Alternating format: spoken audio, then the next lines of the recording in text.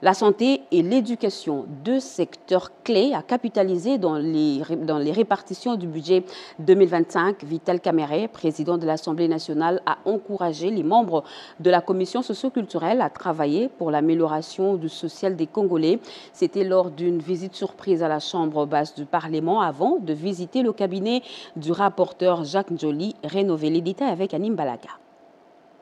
Le président de l'Assemblée nationale, le professeur Vital Kamerhe, accompagné du rapporteur Jacques Njoli, a rendu une visite surprise à la commission socio-culturelle qui tenait sa 3e réunion le 11 novembre 2024 dans la salle de banquet du Palais du Peuple. C'est pendant qu'il faisait la ronde des quelques locaux récemment réhabilités par le bureau de l'Assemblée nationale que le speaker de la Chambre basse du Parlement a débarqué dans la salle de banquet à la surprise et joie de tous les membres de cette commission. Sur place, le président Vital Kamerhe a prodigué quelques conseils en les appelant à travailler dans l'harmonie. Il a par la suite donné quelques orientations sur le travail que le bureau de l'Assemblée nationale attend de cette commission, l'une des plus importantes. Il faut entretenir l'homme. Nous devons mettre le moyen pour relever les secteurs de la santé et de l'éducation. J'ai instruit les membres de l'ECOFIN pour que ces deux secteurs puissent bénéficier de beaucoup de moyens dans les budgets 2025, a déclaré le président de l'Assemblée nationale. Peu après cette visite surprise, le président de l'Assemblée nationale, le professeur Vital Kamerhe, a échangé dans son bureau avec les membres du bureau de la commission socio-culturelle conduit par l'honorable Dorothée Madia, venue lui faire part de l'organisation interne de cette commission permanente qui comptera en premier lieu 4 sous-commissions, à savoir santé, éducation, travail et la sous-commission culturelle. En ce qui concerne la commission socio-culturelle, nous avons 3 sous-commissions pour l'instant, mais au regard de l'importance de cette commission qui s'occupe de tout ce qui est social du Congolais, donc il a été question qu'on puisse élargir, donc on en aura 4. La sous-commission relative à la recherche scientifique, le membre de la commission ont fait le choix de sous-commissions dans lesquelles ils veulent travailler. Mais pour l'installation de bureaux de sous-commission, nous avons reçu l'orientation du président. Il nous a été clairement demandé de ne pas limiter les ambitions. Donc les choses se feront de manière consensuelle en tenant compte des critères évidemment d'équilibre, et les genres bien entendu, et puis d'autres critères de la compétence. Le professeur Vital Kamerhe a donné sa vision par rapport à cette commission et a rassuré aux membres de son bureau de tout son appui. Le 11 novembre, l'Angola a célébré le 49e anniversaire de son indépendance, occasion pour Miguel da Costa, ambassadeur d'Angola en poste à Kinshasa, d'organiser la fête de l'indépendance, au cours de laquelle il a salué la coopération bilatérale entre Kinshasa et Luanda. Parmi les invités de marque figurent le premier vice-président du Sénat, José Kalala Wakalala, Anita Lomboa et José Dimonekine.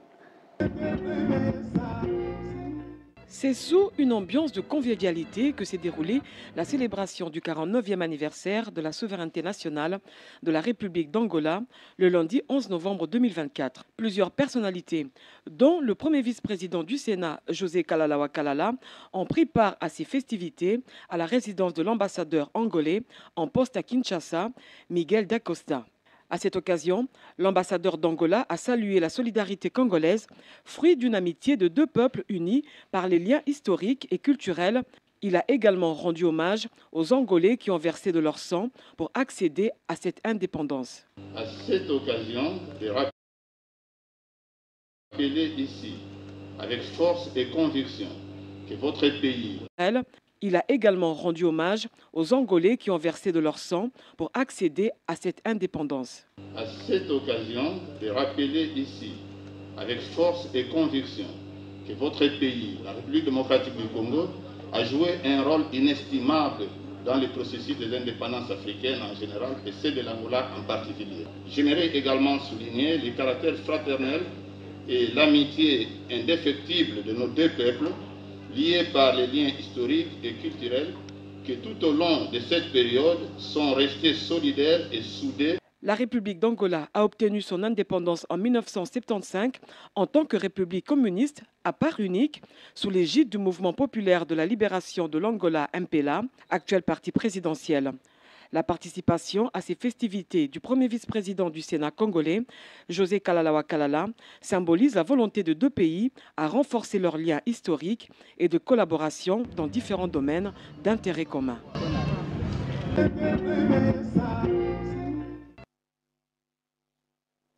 Nous vous l'avions dit à l'entame de ce journal, COP29 a ouvert ses portes ce mardi à Bakou, la capitale d'Azerbaïdjan. La première ministre Judith Suminwa y participe, qui est revenue sur le combat que mène la République démocratique du Congo pour sa rétribution équitable au regard de sa position de deuxième poumon climatique du monde.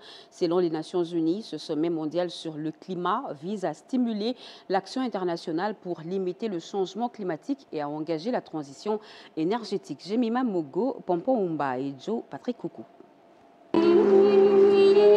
Le premier jour des travaux de la conférence annuelle des Nations Unies sur les changements climatiques COP29 a su capturer toute l'intensité d'un enjeu vital pour l'avenir de la planète. À son arrivée, la première ministre Judith Suminwa Tuluka, représentant le chef de l'État Félix-Antoine Tshisekedi à ses assises, a été accueillie par Ilham Aliyev, président de la République d'Azerbaïdjan, au stade olympique de Bakou, un lieu emblématique où se joue l'avenir climatique du monde. La chef du gouvernement a pris la parole, s'engageant avec passion dans les échanges avec les délégations congolaises présentes à Bakou.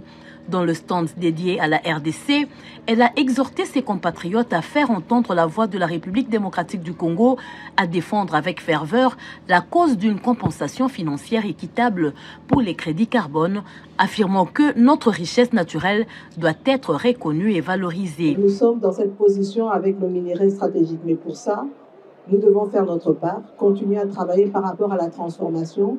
Mais ce qui est important dans ce type de rencontre ici, notamment la COP29, c'est de voir comment nous allons défendre au même titre que d'autres pays qui sont dans notre position, ce potentiel que nous offrons au monde et comment nous allons récupérer financièrement ce qui va nous permettre d'accélérer notre développement.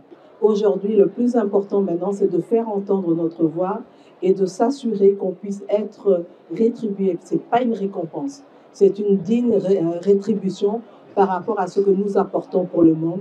Et je pense que c'est un message que nous devons tous porter en tant que Congolais.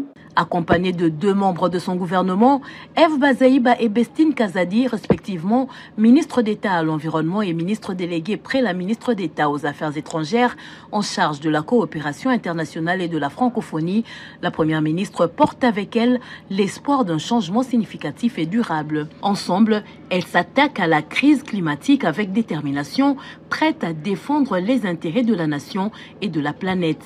La COP29 attire un vaste rassemblement des diplomates, de fonctionnaires de l'ONU, des journalistes, de climatologues, de dirigeants syndicaux et d'experts politiques. Près de 67 000 participants se sont mobilisés pour cet événement mondial, illustrant l'ampleur de la responsabilité collective face aux enjeux climatiques. Évaluation à mi-parcours 2021-2024 du processus électoral. Un atelier a ouvert ses portes à Kinshasa. Ces assises de la CENI visent à élaborer les recommandations conséquentes en vue d'améliorer le cadre légal, opérationnel et la gouvernance électorale dans son ensemble. C'est le président Denis Kadima qui a procédé à l'ouverture de cet atelier. Tétis Samba et Geresto Fungi. C'est pendant 2 jours que les travaux de l'atelier d'évaluation à mi-parcours du processus électoral 2021-2024 vont se dérouler à l'hôtel Platinum à Kinshasa. Ouvert ce mardi 12 novembre 2024 par le numéro 1 de la Commission électorale nationale indépendante Denis Kadima Kazadi, cette rencontre est une occasion offerte aux membres de l'Assemblée plénière, cadres et agents de la CENI de s'impliquer pour élaborer des recommandations conséquentes en vue d'améliorer le cadre légal opérationnel et la gouvernance électorale dans son ensemble. Nos travaux s'articulent autour de 2 axes majeurs, le cadre légal comprenant la loi électorale et la loi organique, ainsi que le cadre opérationnel qui couvre différentes activités ayant permis l'organisation des élections combinées du 20 décembre 2023. S'agissant du cadre légal, je vous invite à mener une analyse approfondie des forces et des faiblesses de la loi électorale, en portant une attention particulière sur l'identification et l'enrôlement des électeurs, la gestion des candidatures, l'organisation des scrutins et la gestion des contentieux. Par ailleurs, je vous invite aussi à examiner attentivement les procédures mises en place pour l'application de cette loi, notamment les mesures d'application et les différents guides des procédures. À la suite du président Denis Kadima Kazadi, le directeur de cabinet adjoint en charge des questions juridiques d'AF Banza a procédé à la présentation de la méthodologie devant guider les travaux, faisant la répartition des tâches dans les 6 sous-commissions thématiques qui seront constituées, ce avant que le directeur juridique Edi Kisile ne fasse la lecture des attributions de différentes composantes de ces sous-commissions pour la répartition des tâches dévolues à chacune d'elles. Gestion efficace des armes et munitions, c'est autour de cette thématique que l'équipe dirigeante de programme de désarmement, démobilisation, relèvement communautaire et stabilisation réfléchissent à travers une formation qui se tient à Accra, au Ghana. Peggy Mukunda pour le commentaire. Il s'est ouvert aujourd'hui à Accra, au Ghana, la formation du renforcement des capacités sur la gestion efficace des armes et munitions. Pendant 5 jours, les participants à ces assises du Centre international de formation du maintien de la paix, Kofi Annan, seront initiés sur les contrôles, la rédévabilité et sur la gestion des armes et munitions afin d'empêcher, réduire et éradiquer la circulation et les cycles infernaux des armes et munitions dans les groupes armés et communautaires. Sachez que l'équipe dirigeante ad intérim du PDDRCS de la coordination nationale, M. William Kapuku Boaboa, et son adjointe en charge de l'administration et des finances, Mme Sylvie Kayo-Mobaye, et la coordinatrice provinciale du Sud Kivu, Grace Ngabo, prennent part à ces assises pour le compte de la République démocratique du Congo. À Kinshasa, magistrats civils et militaires sont depuis ce matin en formation sur la lutte contre toutes les formes de violences faites aux femmes et violences sexuelles. Cette formation, organisée par l'Agence belge de développement ENABEL, est axée sur l'éthique, la déontologie, le régime disciplinaire et la lutte contre les violences sexuelles. Yvette Makuntima et Junior Bonyoma. Cet atelier de formation intensif organisé par le Conseil supérieur de la magistrature avec le concours de l'Agence belge de développement ENABEL vise à doter et à renforcer les connaissances et compétences de magistrats civils et militaires sur des sujets cruciaux, notamment l'éthique, la déontologie, les régimes disciplinaires et la lutte contre les violences sexuelles. Mieux vaut renforcer les capacités des intervenants dans la lutte contre l'impunité des agresseurs de violences sexuelles, ainsi que contre d'autres pratiques contraires à la loi et aux valeurs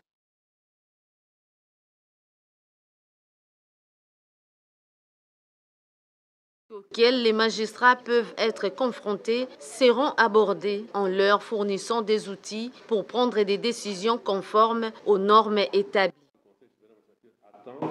Des magistrats formés à l'issue de cet important atelier, la reprise des activités des chambres provinciales de discipline ainsi que l'amélioration de leur comportement dans le travail quotidien qu'ils réalisent au niveau des parquets, cours et tribunaux. Une formation qui s'inscrit dans le cadre de l'exécution du programme de lutte contre les violences sexuelles mis en œuvre par ENABEL.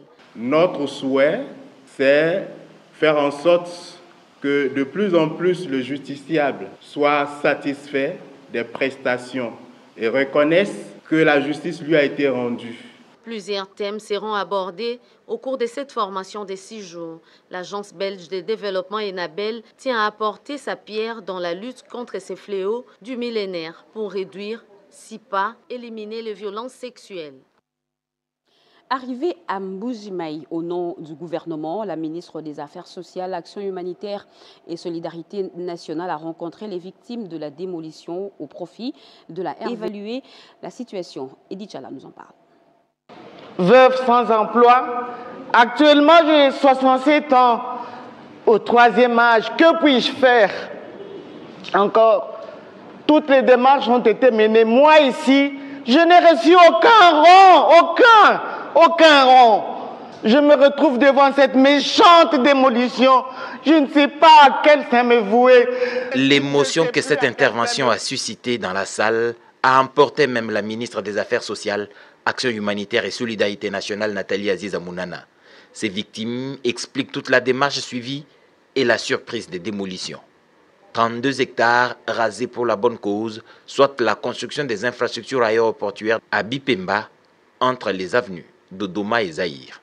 Des écoles descendues avant que les élèves ne soient référés à d'autres écoles La situation a connu très peu d'attention des autorités politico-administratives locales. En plus de la démolition, les victimes se disent terrorisées par l'État qui doit être leur protecteur. Au regard de la situation, la ministre des Affaires sociales, l'Action humanitaire et Solidarité nationale, Nathalie Aziza Mounana, a décidé la mise en place d'une commission comprenant les membres de sa délégation, les anciennes commissions et les victimes pour une assistance sociale et humanitaire. Cette commission a pour tâche d'identifier toutes les victimes, d'évaluer les besoins pour un efficace accompagnement. Après les échanges, Nathalie Aziza Mounana a effectué une descente sur les lieux du sinistre pour voir les vestiges de ce qui était des habitations avant démolition. L'école primaire 1 et 2 Yolo Nord vient d'être dotée des ordinateurs neufs destinés à la formation des élèves dans le domaine informatique. Une promesse tenue du président de la République, Félix-Antoine Tshisekedi Tshilombo, faite lors de son passage à cet établissement scolaire quelques jours avant la rentrée des classes. Blandine Zovo. Des ordinateurs pimpants neufs, 49 au total, logés soigneusement dans une salle réhabilitée et aménagée pour la circonstance. Ceci est une concrétisation de la promesse du chef de l'État, Félix-Antoine Tshisekedi Tshilombo, lors de son passage dans cet établissement scolaire le 16 septembre dernier. Les responsables de l'école primaire 1 et 2 Yolo Nord apprécient ce geste du président de la République, vu ici comme un élan de modernisation visant à réduire la fracture numérique dans les établissements scolaires publics. Nous remercions sincèrement Son Excellence, Monsieur le Président de la République, Félix-Antoine Tshisekedi. Nous avons eu 49 machines. Et quelle sorte de machines? Même si je ne suis pas encore parti en Europe, mais je vois que je suis en Europe.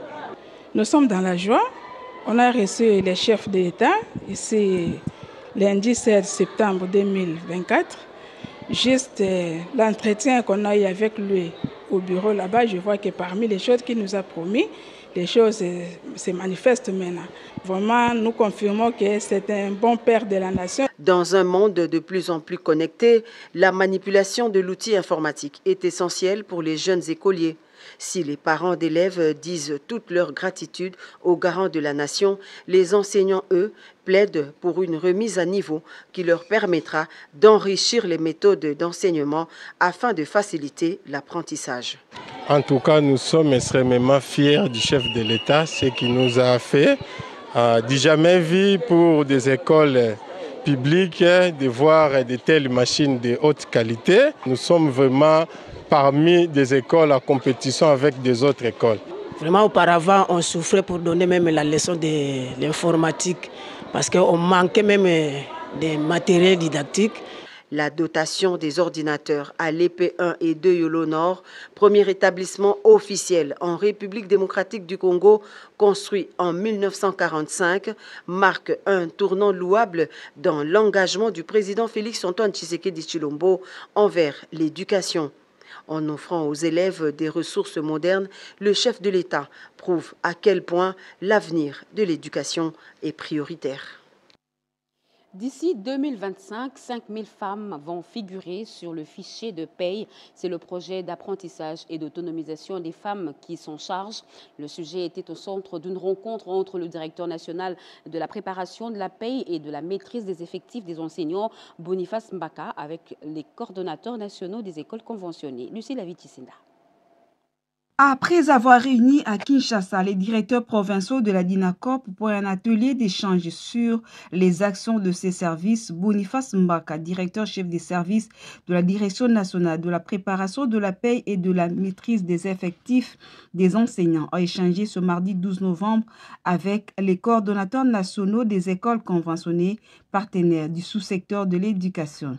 Les discussions ont tourné autour du projet d'apprentissage et d'autonomisation des filles ainsi que sur les listings des payes. Par rapport à la scène de travail que la MINETA, son Excellence Madame Raïssa Malou Dinanga, avait accordé à tous les services centraux. Elle nous a demandé de travailler en collectif avec tous les partenaires qui contribuent à l'éducation nationale, dont ses coordinateurs. Et en obéissance à cette instruction, je me suis empressé d'échanger avec eux en dehors de problèmes administratifs, des effectifs de leur bureau gestionnaire, l'occasion faisant le larron, de donner un communiqué important, celui des salaires qui sont dans le listing, des vrais listings avec salaire de tous leurs agents, avoir un œil regardant sur des recrutements des enseignantes que les partenariats avec la Banque mondiale a exigé. L'intégration du personnel enseignant des 5000 femmes sur les fichiers des pays de la DINACOP d'ici 2025.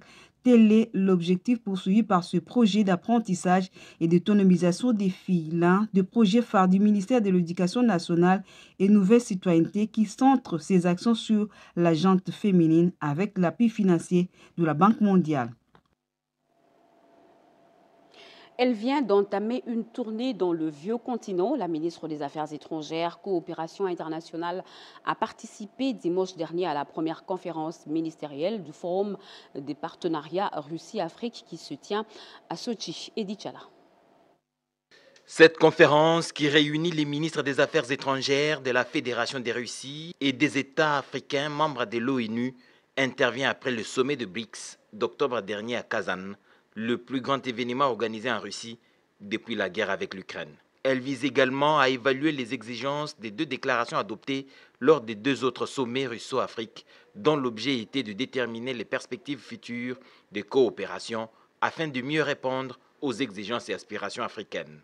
À Saint-Pétersbourg, en juillet 2023, une résolution avait été adoptée en vue d'une coopération accrue dans les domaines de l'approvisionnement alimentaire, de l'énergie et de l'aide au développement. Plus tôt à Sochi en 2019, il avait été question de fixer les objectifs et orientations de développement de la coopération Russie-Afrique dans toutes ses dimensions, politiques, sécuritaires, économiques, scientifiques et technologiques, culturelles et humanitaires. En marge de cette conférence, la ministre d'État, ministre des Affaires étrangères, Coopération internationale et francophonie, Thérèse Kayikwamba-Wagner, a eu une rencontre bilatérale avec son homologue russe, Sergei Lavrov, au cours de laquelle elle a relevé la qualité excellente des relations entre la République démocratique du Congo et la Russie.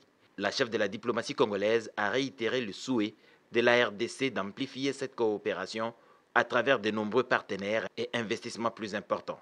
Tout en reconnaissant le rôle prépondérant joué par la Russie, membre influent du Conseil de sécurité des Nations Unies dans les questions africaines et particulièrement celles de la RDC, Thérèse Kayikwamba-Wagner a souligné le caractère stratégique pour la République démocratique du Congo de participer aux discussions autour de l'avenir du monde. À présent, Chimène Dondo nous parle de la rentrée académique 2024-2025 à l'ISIPA. Regardez. On va fermer quoi? Nous allons fermer les portes à partir de 8h comment? 8h30. D'accord les amis? Après l'ouverture de l'année académique 2024-2025 par le ministre de l'Enseignement supérieur et universitaire en date du lundi 28 octobre 2024, l'Institut supérieur d'informatique, programmation et analyse, ISIPA en sigle, a lancé la reprise de cours depuis le lundi 4 novembre 2024 sous le management éclairé de son directeur général, Martin Ekanda Ondimba. Il s'est d'abord tenu une semaine d'information et d'orientation de nouveaux étudiants inscrits avant de commencer effectivement le matière de chaque filière. Les cours, ça se passe très bien. On avait débuté depuis le 4. Donc, j'ai choisi l'ISIPA parce qu'il formait bien et c'est une très bonne institution pour ma formation en génie logiciel. Déjà, premièrement, j'ai choisi la communication numérique parce que c'est la filière que j'aime. J'ai vu comment on enseignait. En tout cas, ça se passe très très bien. Déjà, j'ai eu l'expérience à partir de mes grandes sœurs qui ont fini aussi ici. En tout cas, elles m'ont dit que ici c'est la base. La communication numérique et l'informatique et tout, c'est vraiment la base. Le corps académique et les étudiants ont répondu présents à cet appel, rappelant que les inscriptions en cours tendent déjà vers la clôture, vu le nombre de places limitées. Et lui, c'est un Congolais qui vit en Suisse, à Fribourg. Il a même installé son siège, mais son âme est restée au Congo, la terre de ses ancêtres. Parmi le projet phare pour la République démocratique du Congo figure un parc agro-industriel à Mbanza-Ngungu, un projet agricole qui contribuera sans nul doute à l'autosuffisance alimentaire. Gandhi Molé, c'est de lui qu'il s'agit. Cet investisseur congolais a répondu aux questions de Gaëtan Magalano, axées sur le pourquoi investir en RDC. Regardez. À Fribourg, en Suisse, un Congolais attaché à la mère patrie cogite chaque matin dans son bureau du groupe MOL sur comment révolutionner le secteur agricole en RDC. Parmi le projet ambitieux figure la mise en place du parc agro-industriel de Mbanza-Ngungu, l'un des plus importants projets agroalimentaires en RDC, un investissement de près d'1 milliard de dollars. Gonzi Mollet a exprimé son attachement personnel à ces projets qui lui tient particulièrement à cœur. C'est depuis 2021 que je le travaille, moi et mon équipe. Les potentiels de la RDC est quand même énorme. Aujourd'hui, on estime que la RDC peut rivaliser des pays comme le Brésil. En termes de climat, en termes de qualité de terre, la RDC a la capacité de pouvoir répondre déjà à la consommation locale. Un mois après sa visite à Kinshasa, où il a pu entamer les premières discussions avec le gouvernement et divers bailleurs de fonds, le directeur général s'y montre optimiste. Les choses avancent bien. Plusieurs séances ont eu lieu entre le gouvernement, entre l'équipement Les Groupes, entre certains bailleurs de fonds, notamment l'ONUDI, avec qui les conversations sont avancées. Le parc agro-industriel de Mbanza-Ngungu s'impose comme une réponse audacieuse à la dépendance marquée de la RDC aux importations de produits alimentaires de première nécessité tels que le riz, la farine de blé, le sucre et tant d'autres. Revenons en République démocratique du Congo où les inégalités de développement entre villes sont criantes. Le ministre délégué à l'urbanisme et en charge de la politique de la ville, Didier Tenguetelito, veut se servir de l'expertise des autres pour réduire les écarts. L'ambassadeur de Pays-Bas a été consulté pour ce faire. Bien avant, Tenguetelito a échangé avec le maire de Guémena. Le manque criant des frais d'installation était un point évoqué. Luisette Sakala. Les disparités de développement entre les villes congolaises sont criantes. Le ministre délégué à l'urbanisme ayant en charge la politique de la ville, Didier Tenguetelito, qui a échangé avec l'ambassadeur des Pays-Bas en RDC, Angèle Samoura, est déterminé à réduire ces inégalités de développement entre les villes de la République démocratique du Congo. Et pour atteindre cet objectif, Tenguetelito veut s'imprégner des modèles des autres. Les villes de Rotterdam, Amsterdam, peuvent inspirer le ministre de la Ville. Je suis ravie d'être ici avec Monsieur le ministre pour échanger sur tous les défis, les problèmes des grandes villes, du ville de Kinshasa, mais aussi des autres villes en RDC, et comment on peut appuyer en tant que Pays-Bas avec notre expertise le travail, la rêve de Monsieur le ministre. Je suis très satisfait, on a eu un très bel échange, on a abouti beaucoup des choses et je pense que Monsieur le ministre et son équipe ont une très bonne analyse des problèmes mais surtout aussi des solutions qui sont possibles. Jacob Louba, maire de Guémena, lui est venu présenter ses civilités au ministre et a saisi cette opportunité pour évoquer les difficultés que rencontre sa ville. Un atelier de tous les maires de la RDC est prévu dans les tout prochains jours pour adopter une feuille de route. Un invité dans ce journal, il s'agit de M. Joël Mounanga. Il est le secrétaire général de l'association Banakin qui fête ses 35 ans d'existence. Monsieur Joël, bonsoir. Bonsoir, madame. Banakin, on est tenté de connaître quelles sont les valeurs de Banakin. Puisque nous parlons des 35 ans d'existence de l'ASP Banakin, laissez-moi vous dire que l'ASP Banakin a été créée le 9 octobre 1989.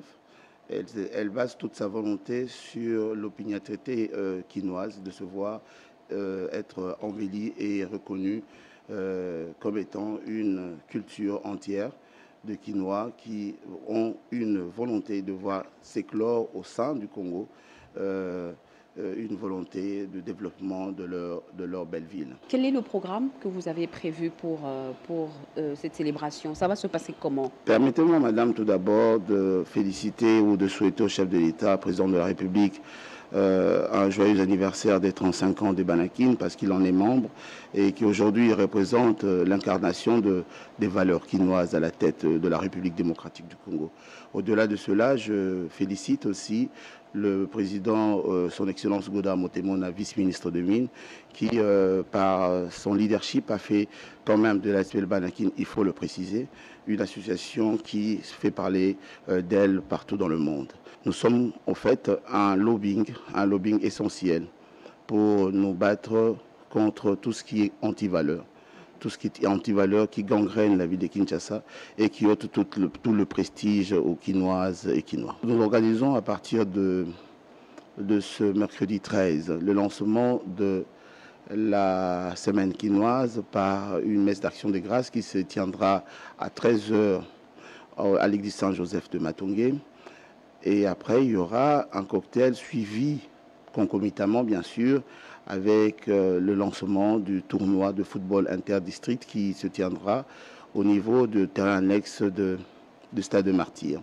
Nous avons au-delà de cela, le 14, il y aura une conférence qui se déroulera au centre Wallonie-Bruxelles, où nous verrons s'exprimer tour à tour Madame Ketia Mukuna, son Excellence Monsieur le Gouverneur de la ville de Kinshasa, son Excellence Jean-Pierre Chimanga Bwana, son Excellence Marc Ekila, qui, à l'aide de leur savoir-faire, partageront avec les Quinoises et Quinois la volonté ou leur pensée de développement sur certains secteurs qui posent encore problème. La ville de Kinshasa regorge des intellectuels, et également l'association Banakin. Alors, quel est l'apport de ces Quinois ici en République? Nous allons commencer par l'apport du président de la République, qui est le premier d'entre nous à être élevé à ces niveaux-là et à faire que le Congo et le monde l'admirent. Vous voyez, le monde entier parle de l'intelligence aiguë de cet homme et de sa capacité de comprendre et de bien expliquer les choses.